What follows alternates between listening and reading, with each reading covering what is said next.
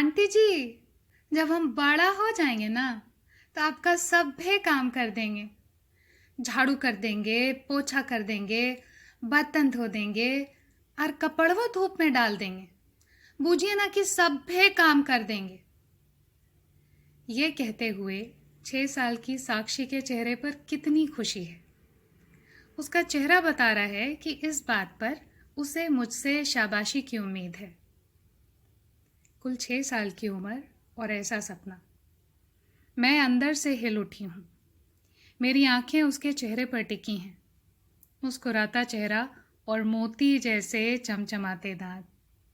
मैं कहती हूँ, पर पढ़ लिख लोगी तो दूसरे काम भी कर सकती हो। सुनते ही उसके चेहरे का रंग उतर गया। हम ना पढ़ेंगे, उसने बहुत साफ साफ बता दिया। क्यों? हमारी बातचीत सुन तब तक उसकी माँ आ चुकी थी। नाराजगी जताती हुई बोली, ए दीदी, तनिको ना पढ़े के चाहती है। कितना तम मारो खाई है, लेकिन फिर भी पढ़े के ना चाहती है।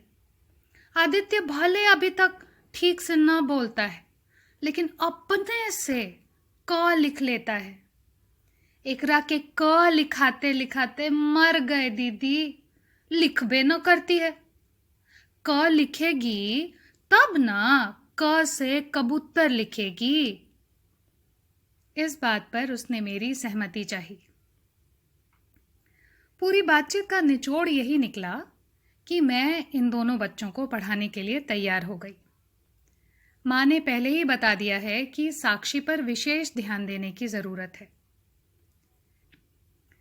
साक्षी के पास किस्से बहुत हैं। आप सुने ना सुने, वो किस्से सुनाती जाती है। उंगलियां चटकाते हुए, हथेलियों को नचाते हुए। चेहरे के भाव तो पल भर में ऐसे बदलती है कि सिनेमा देखने हॉल में जाने की जरूरत नहीं।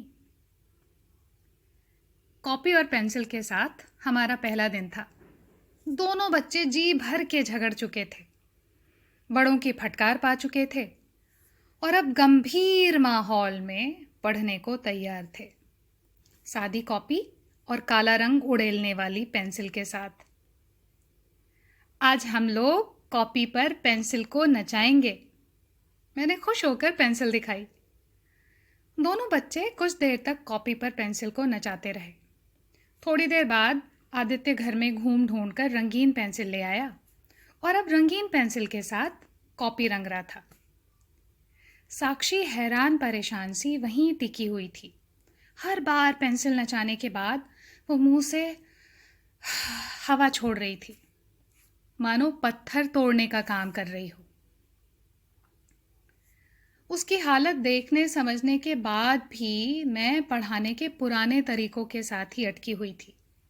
मैंने कहा, चलो साक्षी, अब हम लोग इससे एक गोला बनाएंगे।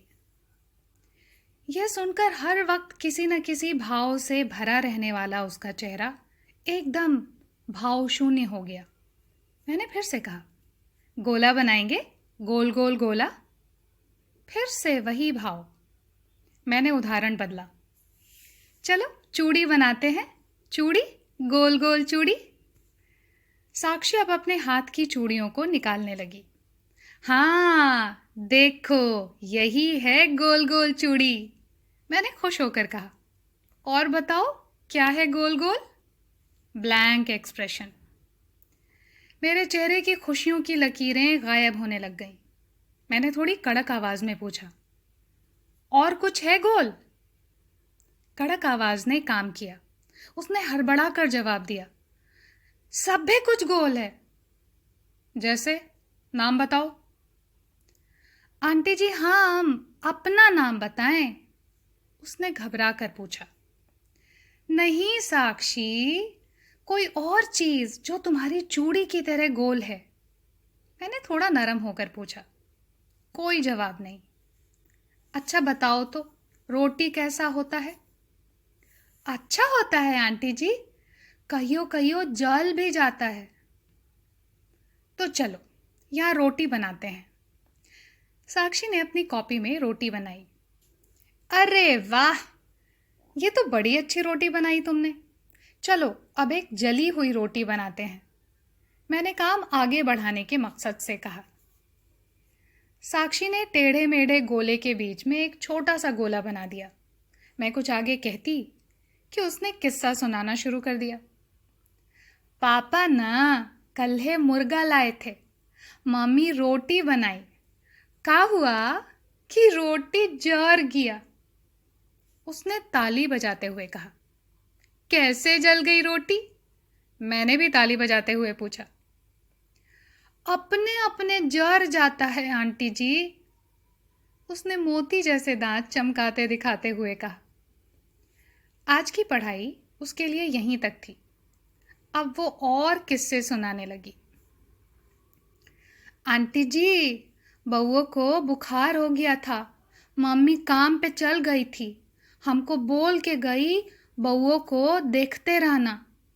हम ऐसा देखे ना कि देखते देखते बउओ के होठ से लोर टपक गया। मम्मी आई तब दवा पिलाई। मम्मी काम पे चल जाती है ना तो हम सभे काम कर देते हैं, कपड़वो सरिया देते हैं। हाँ, कितने सारे भाव उसके चेहरे पर पल भर में आ गए थे। मैं उन सारे भावों को कोशिश करके थोड़ा बहुत पढ़ तो लेती हूँ, पर उसके लिए कुछ कर नहीं पाती।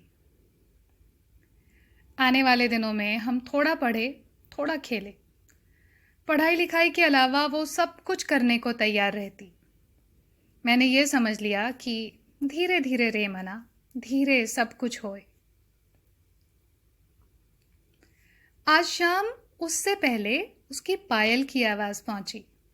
कमरे में घुसने से पहले उसने 2 बार अपनी पायल को थाप देकर सबको बता दिया कि उसकी नई पायल आई है। हमेशा की तरह अपनी दाहिनी हथेली को नचाती हुई बोली, हम क लिखना सीख लिए। मैंने पूछा, क से कौवा वाला क? नहीं, क से कौवा नहीं होता है, क से कबूतर होता है। हम सीख लिए हैं। खनकती आवाज में वो बोली। उसकी आवाज में खुशी थी और जीत की भावना भी। उसकी खुशी से मैं खुश तो हूं, पर यह भी सोचने लगती हूं कि आखिर साक्षी के शब्दों को, उसकी बोली को कभी किताबों में जगह क्यों न मिली।